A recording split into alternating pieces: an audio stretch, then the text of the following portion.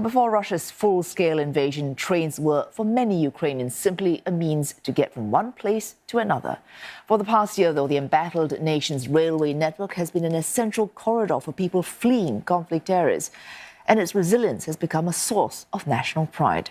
William Denzel rode the rails in Ukraine to find out more. Last February, when Russian forces were advancing towards Kyiv, thousands of people took trains to escape the capital. Since then, the war has evolved.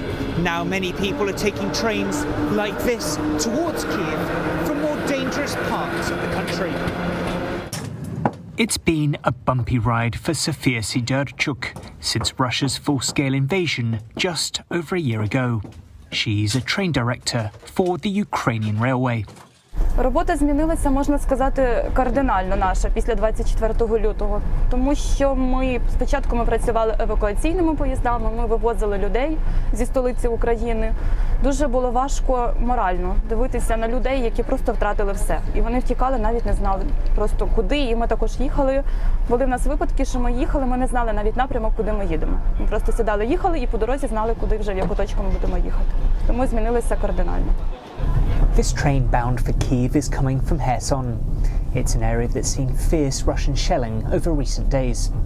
This train provides a route out for those looking to leave. Tetiana and her husband are travelling to Kyiv to meet their children. Even with the Russian bombardment, they're reluctant to permanently leave Kherson and their two cats. В домах залишилось мало людей. Тому що постійні прильоти по домам, гинуть люди. Ну, але в нас такі незламні, сміливі люди все одно виходять, живуть і вірять в перемогу. As well as providing people with the means to leave more dangerous parts of the country, trains have also become a symbol of resiliency for many Ukrainians. Despite the challenges and risks, they've kept running. With no commercial flights available because of the war, many people choose to take overnight trains to get around the country. Kherson was liberated from Russian occupation in November. Tatiana remembers when the first trains arrived. Цей потяг був, знаєте, як повернення життя, коли ми довгий час були відрізані від України і жили в окупації. І це як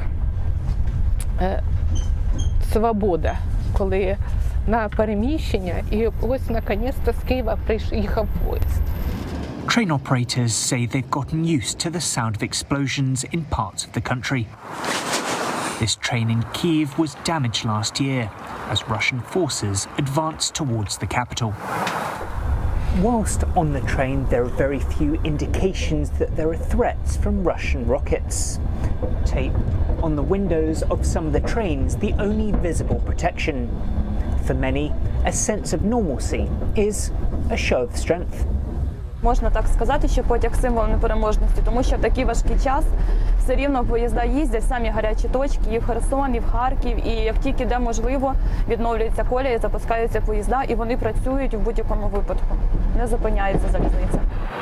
And over the past year, Ukraine's trains have exported thousands of tons of humanitarian aid and exports and facilitated the visits of hundreds of foreign dignitaries.